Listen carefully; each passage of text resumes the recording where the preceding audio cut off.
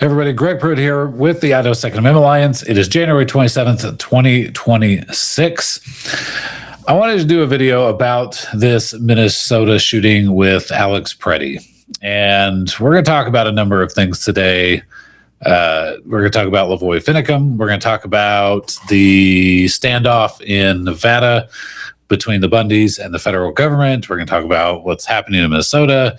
I mean, to be honest, I've been so knee deep in the Idaho legislative session and focused on that I've watched videos online of this Minnesota shooting. There may be videos I've missed. I'm certainly willing to have my mind changed based on additional videos that are out and I haven't seen or might come out in the future.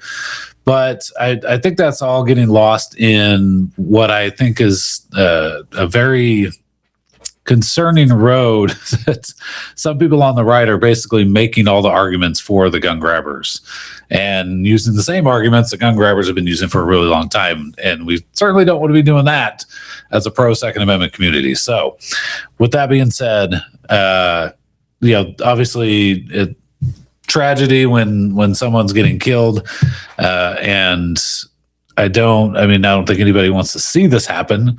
Death is, I've always said that even if some guy breaks into my house, I'm going to defend my family. I don't have a desire to kill another human being. Even when I was in the military, when I was in Iraq, that's not a desire I had, but it was something I was willing to do in order to protect myself, protect my family, or protect my fellow soldiers, or whatever it is. Okay, so I don't think anybody's happy that people are getting shot and killed. And we can talk about blame and all that stuff in a minute. But I'm, I guess, very frustrated with the Trump administration in particular because Trump now has come out and said some stuff. Kash Patel has come out and said some stuff, and other people and stuff on the right are coming out and saying stuff that you're just kind of like, whoa, wait a minute. Let's not say that. That's not how we react as gun owners. It's never how we've reacted. So maybe we don't say that. So I want to address that first. So this was, okay, let me see.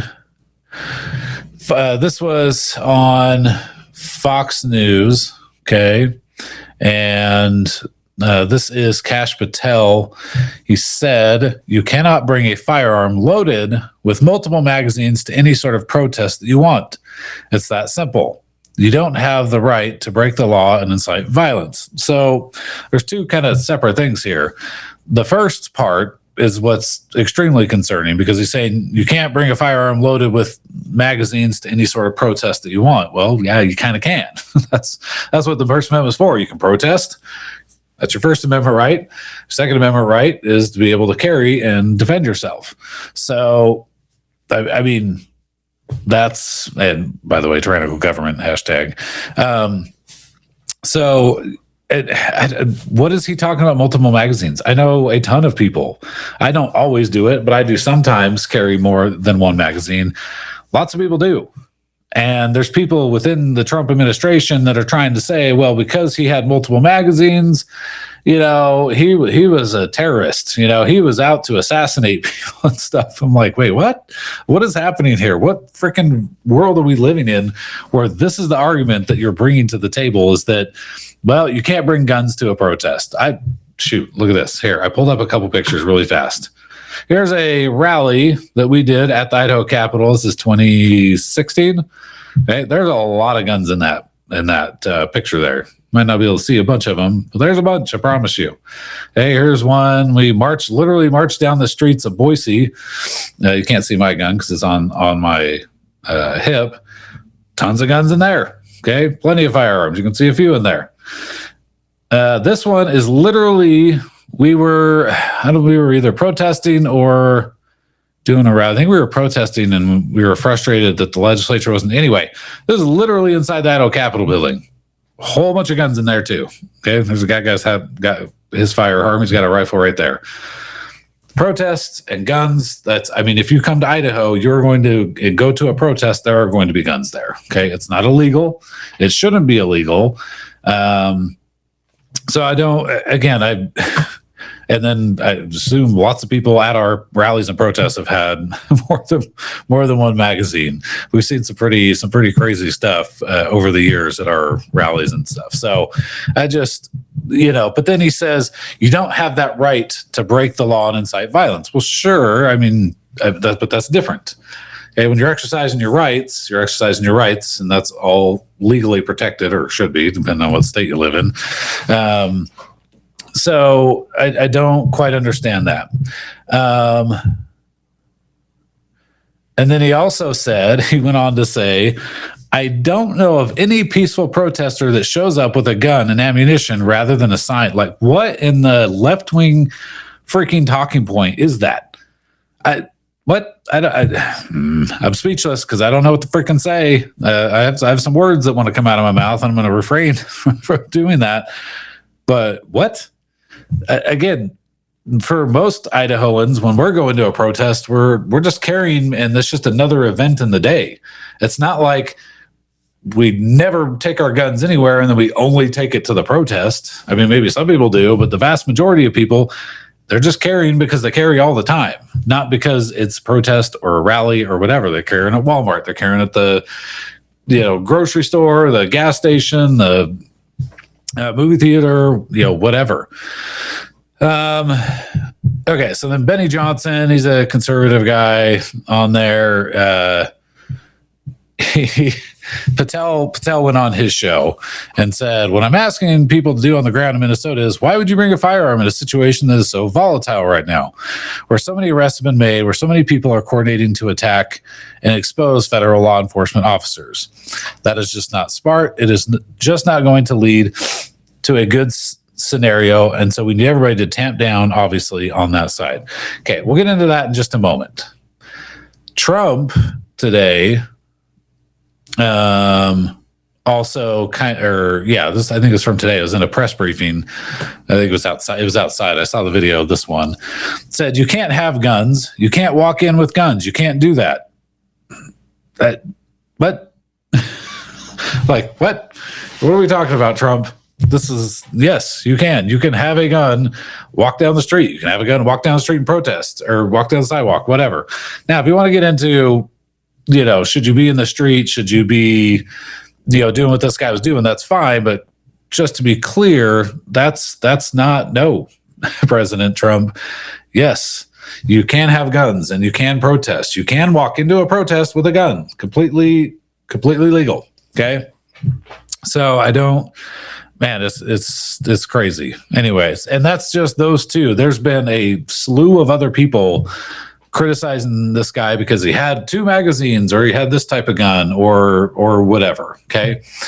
Now, if you want to get into, should he have taken a gun? Let me rephrase that. Is it smart to take a gun down to a really volatile situation? And that's a debate we can have about whether you should have done that. That's a little bit similar to the Kyle Rittenhouse thing. A lot of the left said, why is he taking a rifle down to clean up graffiti and do all this stuff? It's a really tense situation. Why would he do that? Okay. Seeing some of that on the right, like, hey, it's a really volatile situation. Maybe don't take your firearm with you. But the fact is, he had a right to do it. Okay. Now you can judge his decision to do it and to be standing in the street, and whether he was agitating or interfering or whatever with law enforcement, that's up for debate. Okay, we can have that debate. I'm more worried and concerned with the rhetoric from the right on just all commies deserve to die, and this guy was a commie, therefore he has no rights and should just be executed. And I don't agree, I guess. I'm absolutely opposed to communism, and they can all move to frickin' China or Russia. Knock yourself out. So, I guess before I get into the actual tussle or whatever you want to call it when Petty got shot, I want to talk about, I started thinking this morning about, because a number of people have asked me. I actually had another email today, and somebody just said, hey, what's going on with this Minnesota thing? What do you think about it? Yada, yada, yada, whatever. Okay. I said, well, here's the concerning part. let's go back to the farthest incident between the Bundys, Ammon Bundy and Cliven Bundy and their family and their ranch down in Nevada. Okay. That was a straight up protest by, I don't know, a couple hundred people. I don't remember how many people there. I can see the picture of the famous picture of that standoff. So literally on one side of this fence this bridge, is a federal government with a whole bunch of guns, and then you had a whole bunch of citizens with a whole bunch of guns, literally face to face. Okay, could have ended a lot differently than it did. The feds eventually got up and left and said, "Okay, hey, this is not.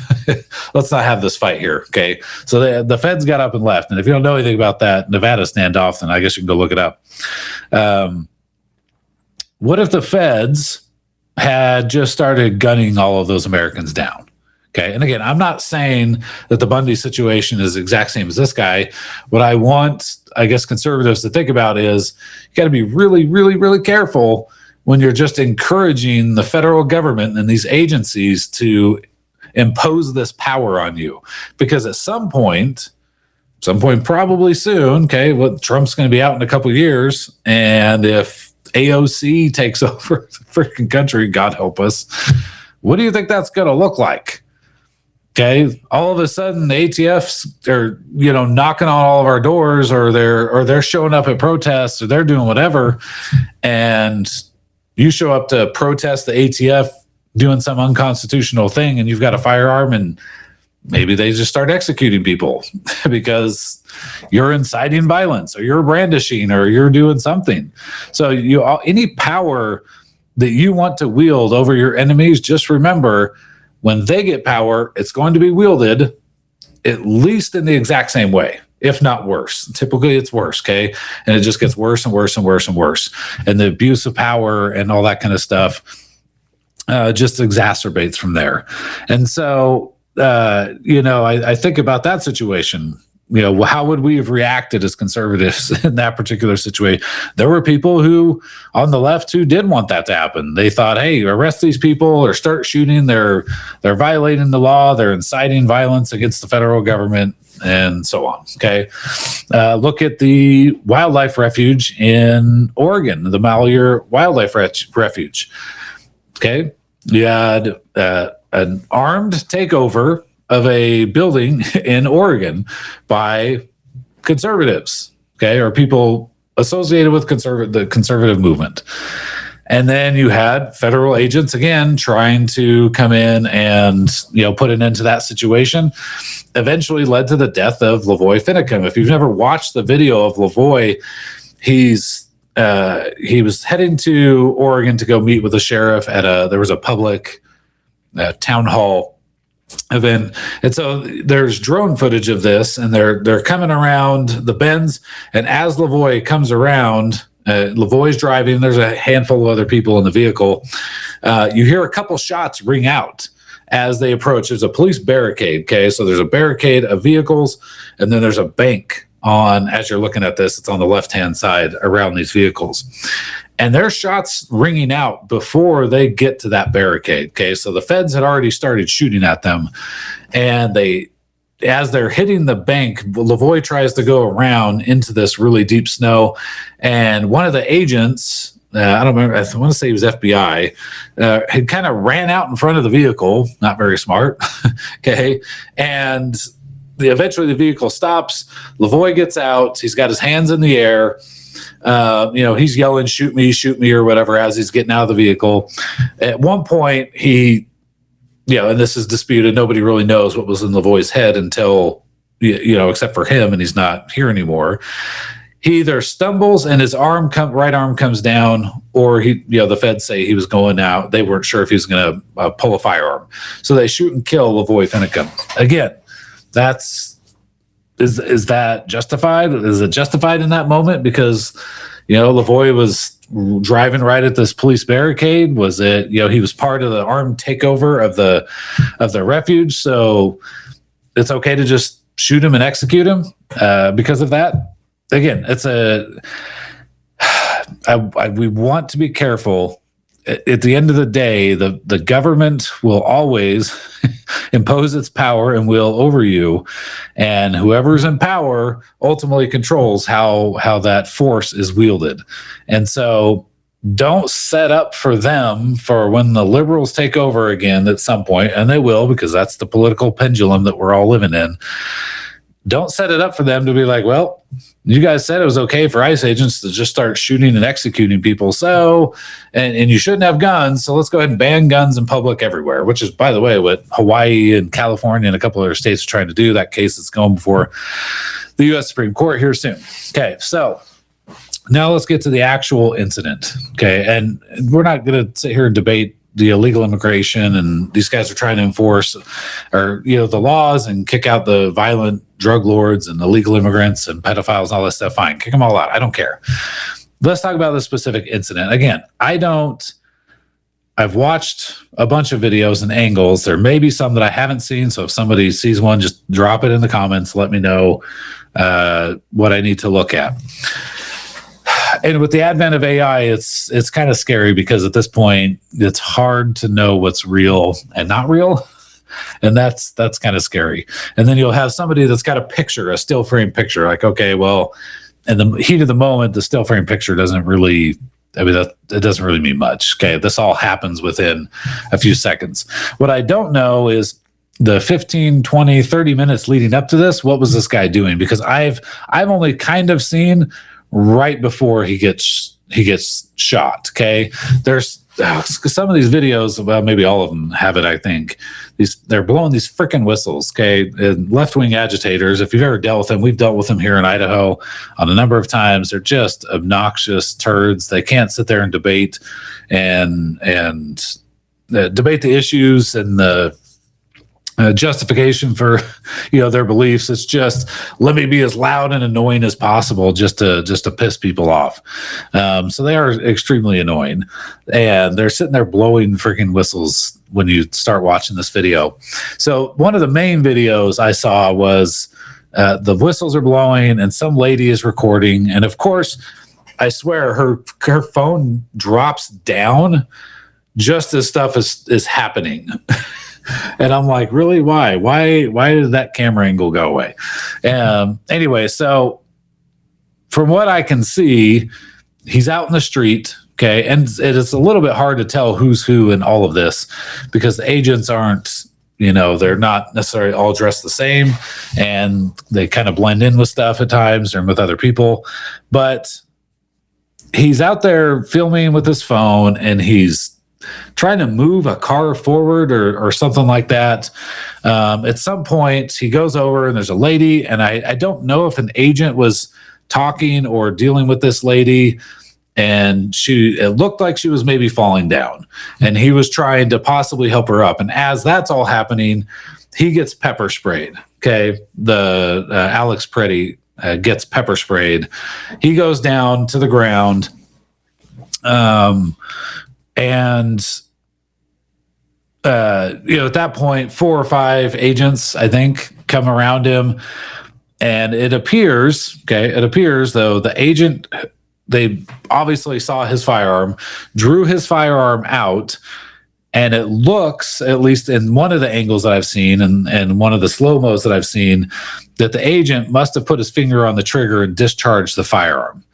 And it seems like right after that, this guy gets shot. Now, I've seen another video where he's reaching back, or it looks like he's reaching back towards his waistband, and they'd already pulled the gun out at this point when he is reaching back. Now, is he going to grab his extra mag? If this is what happened, is he going to grab his extra mag? Is he feeling for his gun? I don't really know. Okay. Again, it's hard because there's not super close stuff that I've seen, and it's total chaos. And then there's like 4 or 5 guys surrounding him. So it's a little bit more difficult to ascertain exactly what happened, because it all happens fast. There's not, some of this crap is grainy as heck. And so I don't, and then he ends up, you can kind of see them all react at once. And then, so I don't know if they were reacting to the gunshot, what appears to be the gunshot going off from Pretti's gun that was held by the agent, or if they were reacting to him reaching back or something else. I don't know. So, again, I think all federal agents should have body cam footage, by the way. Like, everybody should be required to have body cam footage. so when this stuff happens, that we at least have some extra film to determine what was going on. Now, back to Patel's statement on here. What I'm asking people to do on the ground, why would you bring a firearm into a situation that's so volatile right now? Now, again, I guess that's a personal call on whether or not, again, if you're going to exercise your rights, you're concerned or whatever, then I guess you're trying to, I'm trying to think of what I want to say. I don't know. I mean, it is a volatile situation, okay? If it was me personally, I'd still have my gun if I'm going to go down and protest. Am I going to go stand in the street? Am I going to go near the law enforcement officers, knowing that some of these guys are super trigger happy? I can tell you, having served in the military, some people are much more attuned to constitutional rights and values, and they really mean the oath that they take. And other people who go into law enforcement or the military, not so much. Some of them are very trigger happy. Some of them are just power hungry type people. I mean, it's yeah, there's both. Okay. There's definitely both. And there's probably more of the trigger happy people than anything. So if you're going to go down to a protest with a firearm, I guess you need to be very cognizant of that. Yes, it is volatile. Yes, if you have a firearm on you, there's a much higher probability, that something's going to happen, depending on what you're doing. Okay. Now, sure, if he had just walked down the street and had his gun and held up a sign and used a bullhorn or a whistle to annoy the crap out of people, then it is what it is. But I still haven't seen any video yet. It doesn't sound like he ever brandished a weapon. Okay. I don't think the feds are making that argument. I don't see that in the video that he ever brandished the weapon, right? If he pulled out his gun and pointed it at them, then I don't think we'd be having this protest right now. But I haven't seen anything definitive that he also had another gun that he was trying to pull out, that he was doing anything other than, he was definitely, it seems like he was resisting arrest. I don't know that that seems fairly obvious, probably not a smart thing to do.